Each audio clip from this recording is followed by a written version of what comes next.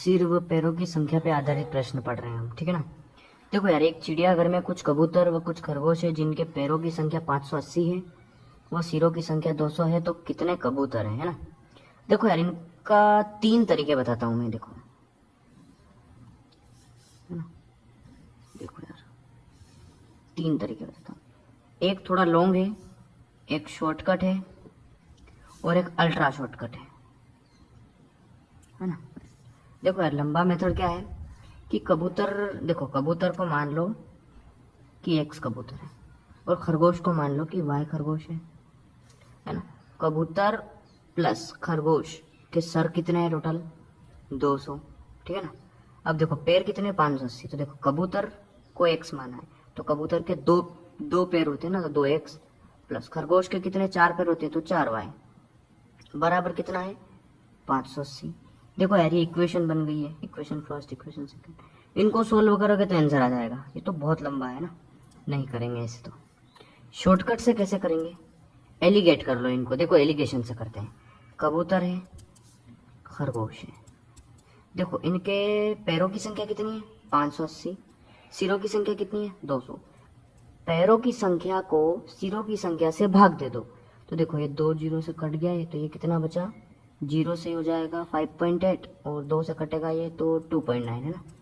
मतलब 2.9 क्या आया ये, इतने लगभग सभी जानवरों के पैर हैं। अरे यार, सिरों की देखो, पैरों की संख्या में अगर टोटल सर कितने 200 थे उससे डिवाइड कर दिया तो 2.9 है ना। तो 2.9 पैर किसके हैं प्रति जानवर, मतलब हर एक जानवर के लगभग 2.9 पैर तो है, ठीक है ना। देखो कबूतर के कितने पैर होते हैं 2, खरगोश के कितने होते हैं 4, लेकिन इन दोनों के एवरेज कितने आ गए 2.9, ठीक है। तो 2.9 आ गए, तो 4 में से 2.9 गया तो कितना बचा 1.1 और 2.9 में से 2 गया तो कितना बचा 0.9, ठीक है ना। देखो दशमलव से दशमलव हट जाएगा तो ये बचा 11, ये बचा 9, 11 और 9 कितने हो गए 20। मतलब हमारे हिसाब से कितने सिर हैं उनके ये बोल रहा है कि 200 है, हमारे हिसाब से कितने आए 20, तो 200 हो गया ना 20 का मान।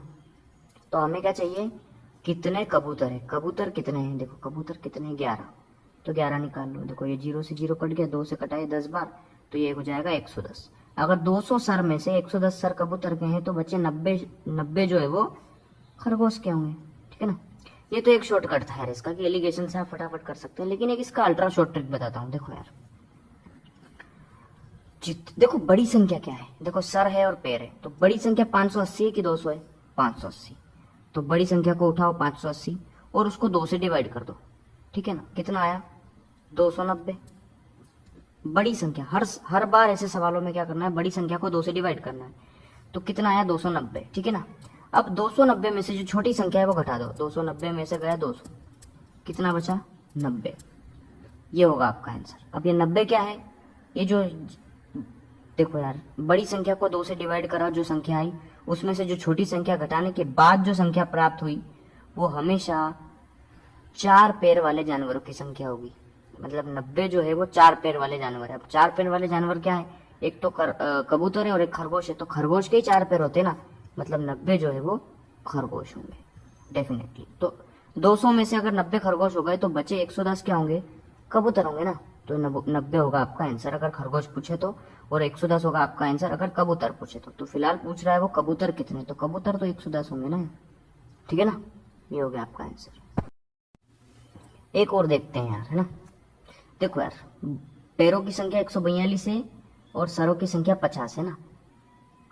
कुछ मुर्गी और कुछ गाय है। देखो तो बड़ी संख्या कितनी है 142, क्या करना है 2 से डिवाइड, कितना आएगा 71 आ गया ना। 142 को 2 से डिवाइड करोगे 71। अब उसमें से क्या जो छोटी संख्या है वो घटाना है, तो 71 में से 50 गया तो कितना बचा 21, और जो कि कितने 4 पैर वाला जानवरों की संख्या है।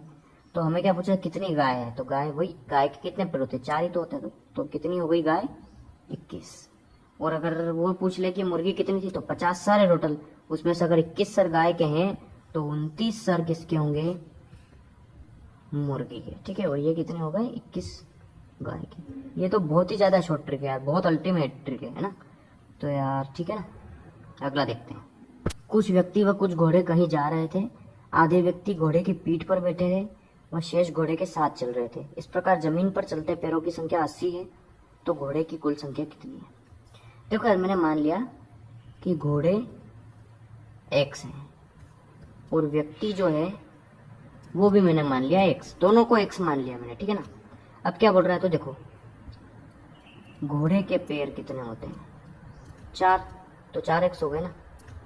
व्यक्ति के पैर कितने होते हैं, तो 2, तो 2x हो गया ना।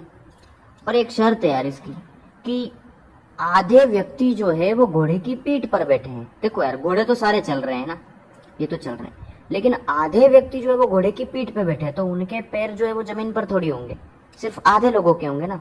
मतलब जो व्यक्ति जो हो गए 2x, उसमें से 2 का डिवाइड करेंगे। देखो व्यक्ति के कितने पैर है, 2x, लेकिन 2x पैर कहाँ चल रहे हैं, जमीन पे, उसके आधे चल रहे हैं ना, तो 2x के आधे चल रहे हैं, तो 2x से x कट गया, मतलब x पैर ही तो चल रहे हैं व्यक्ति के सिर्फ जमीन पर, और घोड़े के तो चारों चल रहे हैं, तो 4x, ठीक है ना। तो जमीन पर ये 4x घोड़े के चल रहे हैं और x व्यक्ति के चल रहे हैं, तो 4x और x कितना हो गया, 5x। तो 5x बोल रहा है हमारे हिसाब से, और वो बोल रहा है कि जमीन पर 80 पैर चल रहे हैं, ठीक है। तो 5 से 80 कटेगा 16 बार, मतलब x इक्वल्स टू क्या आएगा, 16। तो ये हो गया आपका आंसर। 16 आंसर क्यों आया है, देखो घोड़े की कुल संख्या पूछी थी, तो घोड़े की संख्या x मानी, व्यक्ति की संख्या भी x होगी। देखो घोड़े के कितने पैर होते हैं, तो 16 चौक हो गया 64, है ना। और व्यक्ति तो आधे ही चल रहे हैं, मतलब जितने व्यक्ति थे, देखो यार डबल नहीं करेंगे ना यार इसका, क्योंकि घोड़े व्यक्ति के 2 पैर होते हैं, तो 16 दूना 32 मत कर देना, वरना 32 और 64 को जोड़ोगे तो बहुत ज्यादा हो जाएगा डाटा। देखो व्यक्ति तो आधे ही चल रहे हैं ना, मतलब 16 के, देखो व्यक्ति कितने हैं, 16, उनके कितने पैर होते हैं, 2, मतलब 16 दूना कितना हो गया, 32, लेकिन 32 में से सिर्फ 16 ही जमीन पर चल रहे हैं, तो 64 और 16 हो गए ना 80 पैर टोटल, ठीक है ना। मतलब एक से ही व्यक्ति होंगे और एक से ही घोड़े होंगे, तो ये 16 होगा आपका आंसर, ठीक है ना।